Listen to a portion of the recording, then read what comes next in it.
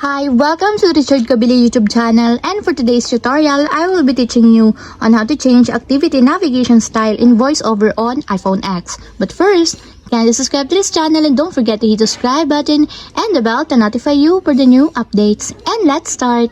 Using your iPhone X from your home screen, first go to Settings. Then in the Settings, scroll down and find the Accessibility, then tap. Then after that, in the accessibility, go to vision section and then tap the voiceover. Then in the voiceover, scroll down again and then tap the activities. Then in activities, tap your activity. Then in your activity, scroll down and go to navigation settings section and then tap the navigation style. Then in the navigation style, if you want to change it to flat, just tap the flat until there's a check mark on the side. And if you want to change it to group, just tap it also until there's a check mark on the side. And lastly, if you want to change it back to default navigation style, just tap it again until there's a check mark on the side, just like this.